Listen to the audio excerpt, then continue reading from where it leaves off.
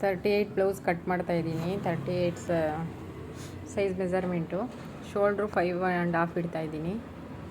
Work blouse, embroidery work blouse ಇದು. Armhole 5.5 ಇಟ್ಟಿದ್ದೀನಿ.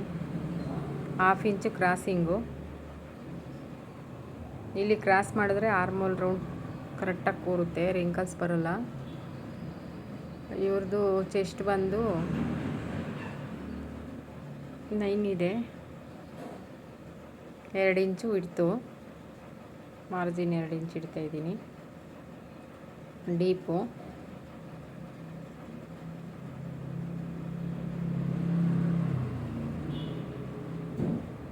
2 inch ಇಟ್ಟಿದ್ದೀನಿ. ನೆಕ್ ಬಿಡ್ತು. ಇಲ್ಲಿ ಇದು ವರ್ಕ್ ಬ್ಲೌಸ್ ಇರೋದ್ರಿಂದ ಕಟ್ ಮಾಡಲ್ಲ ನೆಕ್ಕು, ಹಂಗೆ ಸ್ಟಿಚ್ ಮಾಡೋವಾಗ ಕಟ್ ಮಾಡ್ಕೊತೀವಿ.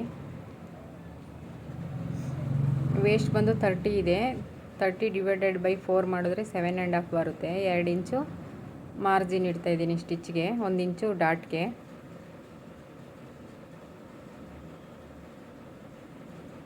ಇಲ್ಲೊಂದು ಇದು ಸ್ಟಿಚ್ ಮಾರ್ಕು. ಇಲ್ಲಿ 1/2 ಇಂಚು ಆರ್ಮೋಲ್ ಶೇಪ್ ರೌಂಡು. ಆರ್ಮೋಲ್ 8 ಇದೆ ಇವ್ರದ್ದು.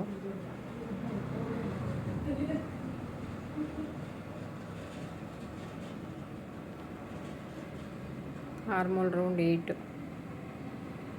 ನೋಡಿ, ಕರೆಕ್ಟಾಗಿದೆ 8. ಇದು ಚೆಕ್ ಮಾಡಬೇಕು ಈ ಥರ, ಆರ್ಮೋಲು ಎಷ್ಟಿದೆ ಅಂದ್ಬಿಟ್ಟು. ಕರೆಕ್ಟಾಗಿದೆ 8.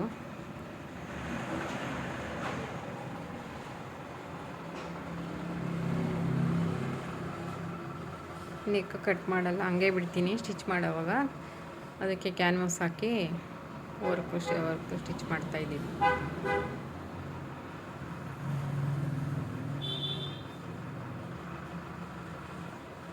ಬ್ಯಾಕನ್ನು ಇಟ್ಕೊಂಡು ಹಂಗೆ ಫ್ರಂಟ್ ಪಾರ್ಟು ಅದರಲ್ಲೇ ಅದೇ ಮೆಜರ್ಮೆಂಟ್ಗೆ ಮಾರ್ಕ್ ಮಾಡ್ತಿದ್ದೀನಿ.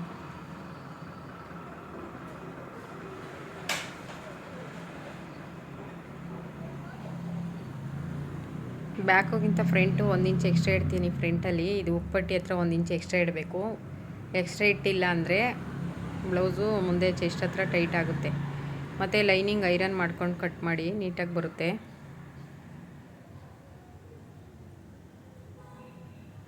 ಇಲ್ಲಿ 1/2 ಇಂಚ್ ಎಕ್ಸ್ಟ್ರಾ ಇಡಬೇಕು ಶೋಲ್ಡ್ರ್ ಹತ್ರ.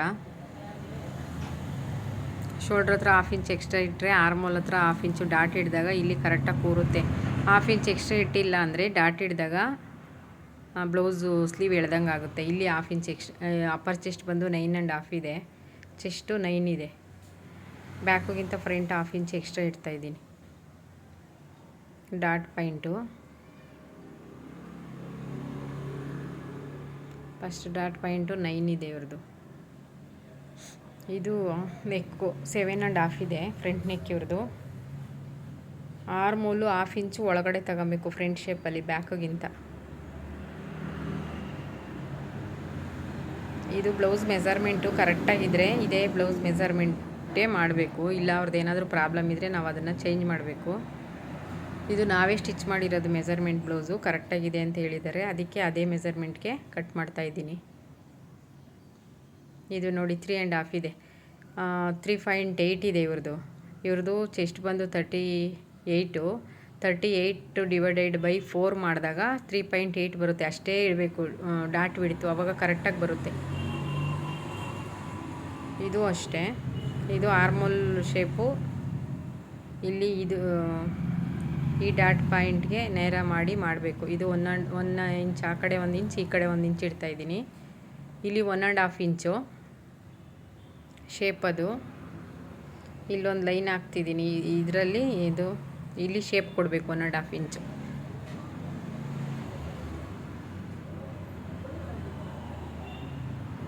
ಇದು ಹೊಸ್ದಾಗಿ ಯಾರಾದರೂ ಟೈಲರಿಂಗ್ ಕಲಿತಾ ಇದ್ದರೆ, ನಿಮಗೆ ನೆಕ್ಕು ಕರೆಕ್ಟಾಗಿ ಮಾರ್ಕ್ ಮಾಡೋಕ್ಕೆ ಬಂದಿಲ್ಲ ಅಂದರೆ ಈ ಥರ ಇಲ್ಲಿ ಇದು ಮಾಡಿಕೊಂಡು ಅದೇ ಅವ್ರದ್ದೇ ಬ್ಲೌಸ್ ಇಟ್ಕೊಂಡು ಮಾರ್ಕ್ ಮಾಡಿ.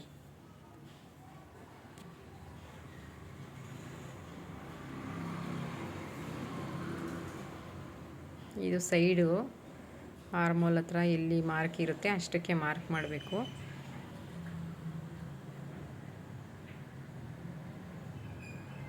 ಇದು ಡಾಟ್ ಪಾಯಿಂಟ್ ಮಾರ್ಕ್ ಮಾಡ್ತಾಯಿದ್ದೀನಿ.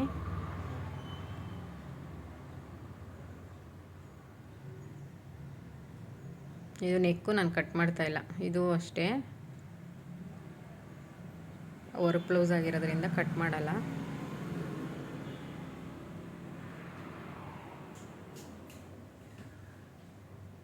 ಡಾಟ್ ಪಾಯಿಂಟ್ ಇದು.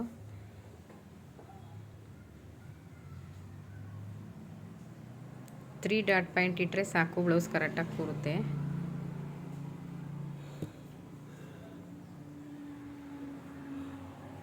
ಇದು ನ್ಯಾಚ್ ಮಾಡ್ತಾಯಿದ್ದೀನಿ, ಎಲ್ಲೆಲ್ಲಿ ಸ್ಟಿಚ್ ಹಾಕ್ಬೇಕು, ಎಲ್ಲೆಲ್ಲಿ ಡಾಟ್ ಹಿಡಿಬೇಕಂತ.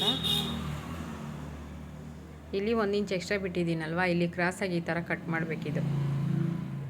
ಇಲ್ಲಿ ಉಪ್ಪಟ್ಟಿ ಹತ್ರ ಟೈಟ್ ಆಗಲ್ಲ, ಈ ಥರ 1 ಇಂಚ್ ಎಕ್ಸ್ಟ್ರಾ ಬಿಟ್ಟರೆ.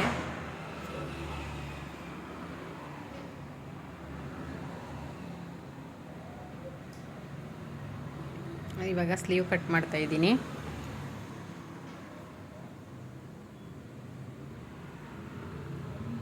ನೋಡಿ, ಇದು ನನಗೆ ಸ್ಲೀವ್ ಬಟ್ಟೆ ಜಾಸ್ತಿ ಇದೆ ನೋಡಿ. ಇದು ಅಡ್ಡ ಪೀಸ್ ಬರುತ್ತೆ, ಈ ಥರ ಬ್ಲೌಸ್ ಕಟ್ ಮಾಡಬೇಡಿ, ಸ್ಲೀವು ಕಟ್ ಮಾಡಬೇಡಿ, ಬ್ಲೌಸು ಕಟ್ ಮಾಡಬೇಡಿ.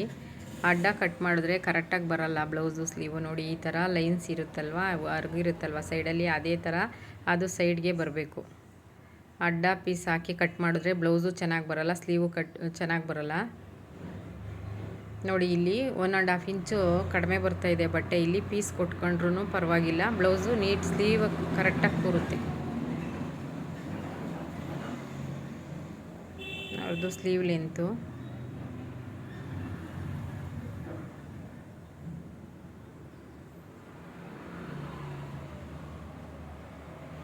ಆರ್ಮೋಲ್ 8 ಇದೆ, 8ಗೊಂದು ಮಾರ್ಕ್ ಮಾಡಿ.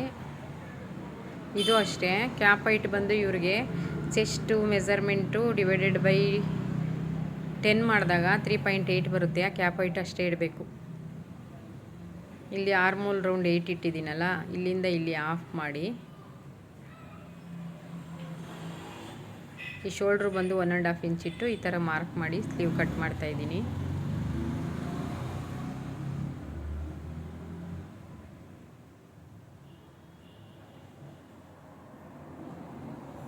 ಇದು ಫ್ರಂಟ್ ಶೇಪು.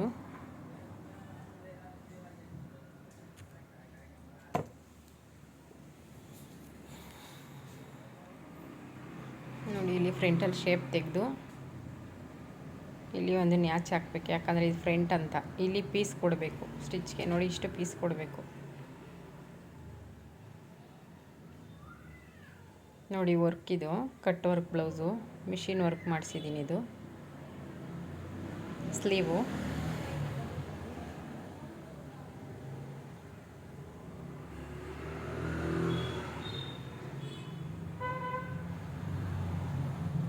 ಮೇನ್ ಪೀಸ್ಗೆ ಪೀಸು ಎಕ್ಸ್ಟ್ರಾ ಪೀಸ್ ಕೊಡೋಂಗಿಲ್ಲ, ಲೈನಿಂಗ್ ಮಾತ್ರ ಕೊಡಬೇಕು.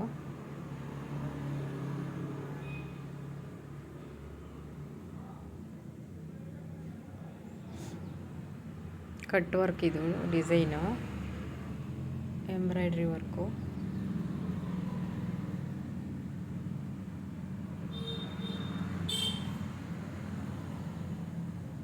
ಇದು ಫ್ರಂಟ್ ನೆಕ್ಕು. ನೋಡಿ, ನೆಕ್ಕು ಕರೆಕ್ಟಾಗಿದೆಯಾ ಅಂತ ನೋಡಿ ಕಟ್ ಮಾಡಬೇಕು. ಯಾಕಂದರೆ ಅದು ನೆಕ್ ಬಿಡ್ತು ಕರೆಕ್ಟಾಗಿ ಬರಬೇಕಂದ್ರೆ ಈ ಥರ ವೀಲ್ ಮಾರ್ಕರ್ ಇರುತ್ತಲ್ವ, ಈ ಥರ ಮಾರ್ಕ್ ಮಾಡಿ ಕಟ್ ಮಾಡಿ. ಇದ್ರ ಮೇಲೆ ಮಾರ್ಕರ್ ಇರುತ್ತಲ್ಲ, ಅದ್ರ ಮೇಲೆ ಸ್ಟಿಚ್ ಮಾಡೋಕ್ಕೆ ಸರಿ ಹೋಗುತ್ತೆ. ನೋಡಿ, ಇಲ್ಲಿ ಮಾರ್ಕ್ ಮಾಡಿದ್ದೀನಲ್ಲ, ಅಲ್ಲಿ 2 ಸೈಡು ಬರುತ್ತೆ. ಒಂದು ಸೈಡು ಡಿಸೈನ್ ಇರುತ್ತೆ, ಇನ್ನೊಂದು ಸೈಡು ಡಿಸೈನ್ ಇರಲ್ವಲ್ಲ. ಈ ಥರ ಮಾರ್ಕ್ ಮಾಡಿದ್ರೆ ಅಲ್ಲಿಗೆ ಸ್ಟಿಚ್ ಬರುತ್ತೆ. ಸ್ಟಿಚ್ ಹಾಕೋಕ್ಕೆ ಮಾರ್ಕ್ ಮಾಡ್ಕೊಬೇಕು, ವೀಲ್ ಮಾರ್ಕರ್ ತಗೊಬೇಕದು.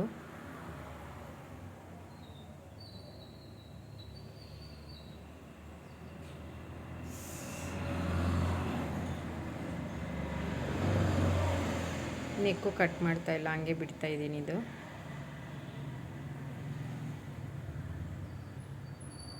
ನೋಡಿ, ಅದು ಡಿಸೈನು. ಅಲ್ಲಿ ಒಂದು ಪಿನ್ ಮಾಡಿಕೊಂಡು ನೀಟಾಗಿ ಸ್ಟಿಚ್ ಮಾಡಬೇಕು.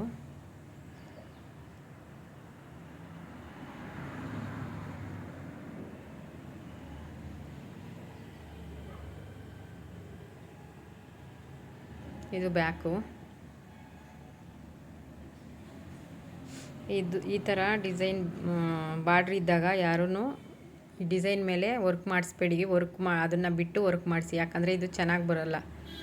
ಆ ಬಾರ್ಡ್ರ್ ಮೇಲೆ ವರ್ಕ್ ಮಾಡಿಸ್ಬಿಟ್ರೆ ಚೆನ್ನಾಗಿ ಬರೋಲ್ಲ. ಸ್ಯಾರಿ ಬಾರ್ಡ್ರ್ ಇರುತ್ತಲ್ವ, ಆ ಬಾರ್ಡ್ರ್ ಬಿಟ್ಟು ಅದ್ರ ಮೇಲೇ ವರ್ಕ್ ಮಾಡಿಸಿ. ಎಂಬ್ರಾಯ್ಡ್ರಿ ವರ್ಕ್ ಆಗಲಿ ಮತ್ತು ಹ್ಯಾಂಡ್ ವರ್ಕ್ ಆಗಲಿ ಎಲ್ಲ ಅಷ್ಟೇ. ನೋಡಿ, ಇದೆರಡು ಸಮ ಮಾಡಿ ಇಲ್ಲೊಂದು ಪಿನ್ ಹಾಕಿ ಕಟ್ ಮಾಡಿ ನೀಟಾಗಿ. ಇಲ್ಲ ಅಂದರೆ ಅದು ಹೆಚ್ಚು ಕಡಿಮೆ ಒಂದು ಕಡೆ ಅಗಲ ಬರುತ್ತೆ, ಒಂದು ಕಡೆ ಚಿಕ್ಕ, ಒಂದು ಕಡೆ ಸೈಡ್ಗೆ ಹೋಗುತ್ತೆ ನೆಕ್ಕು.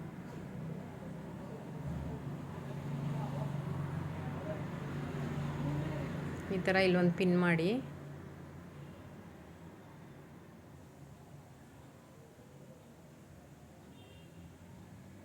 ಇದು ನೆಕ್ ಏನಾದರೂ ನಿಮಗೆ ವಿಡ್ತು ಅಗಲ ಆಯಿತು ಅಂತ ಅಂದರೆ ನೆಕ್ ವಿಡ್ತು ಇಲ್ಲಿ ಈ ಥರ 1 ಇಂಚು ಸೈಡಿಗೆ ಮಾರ್ಕ್ ಮಾಡ್ಕೊಂಡು ಸ್ಟಿಚ್ ಮಾಡಿ, ಮತ್ತು ನೀವು ಅದನ್ನು ಕಟ್ ಮಾಡಿ ಹಾಕಿ, ಮತ್ತು ಲೈನಿಂಗ್ ಏನು ಮೆಜರ್ಮೆಂಟ್ ಇದೆ ಆ ಮೆಜರ್ಮೆಂಟ್ಗೆ ಕಟ್ ಮಾಡಿ. ಆವಾಗ ನೀಟಾಗಿ ಬರುತ್ತೆ ಬ್ಲೌಸು.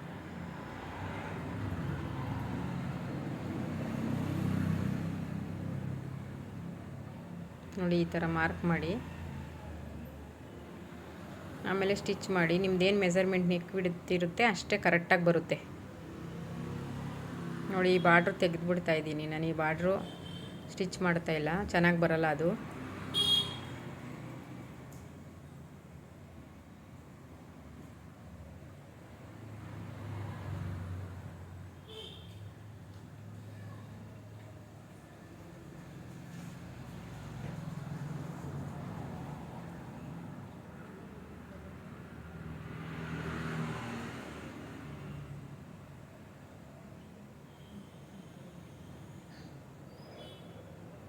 ಬಾರ್ಡ್ರು ವೇಸ್ಟ್ ಆಗುತ್ತೆ ಅಂತ ಇದು ಮಾಡಬೇಡಿ. ಆದರೆ ಬಾರ್ಡ್ರ್ ಇದ್ದರೆ ಚೆನ್ನಾಗಿ ನೀಟಾಗಿ ಬರೋಲ್ಲ ವರ್ಕ್ ಬ್ಲೌಸು. ಬಾರ್ಡ್ರು ಬಿಟ್ಟೆ ಸ್ಟಿಚ್ ಮಾಡಬೇಕು.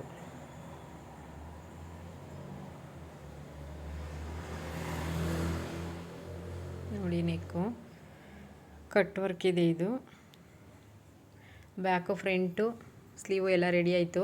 ಈ ಥರ embroidery work hand work stitch ಮಾಡೋವಾಗ ಈ ಥರ ಸಿಂಗಲ್ ಟೆನ್ಷನ್ ಸಿಗುತ್ತೆ. ಈ ಸಿಂಗಲ್ದು ತಗೊಂಡು ಸ್ಟಿಚ್ ಮಾಡಿ, ಯಾಕಂದರೆ ನೀಟಾಗಿ ಬರುತ್ತೆ. ನೋಡಿ, ಈ ಕಾಂಬಿನೇಷನಲ್ಲಿ ವರ್ಕ್ ಮಾಡಿಸಿದ್ದೀನಿ. ಸ್ಯಾರಿ ಇದು ಸ್ಯಾರಿಗೆ ಬೇಬಿ ಕುಚ್ಚು ಹಾಕಿದ್ದೀವಿ. ಅವರು ಸಿಂಪಲ್ ಡಿಸೈನು ಬೇಕಂದ್ರು ಬೇಬಿ ಕುಚ್ಚು. ನೋಡಿ, ಆ ಕಾಂಬಿನೇಷನ್ನು ಥ್ರೆಡ್ ವರ್ಕ್ ಮಾಡಿಸಿದ್ದೀನಿ, ಮಿಷಿನ್ ವರ್ಕು.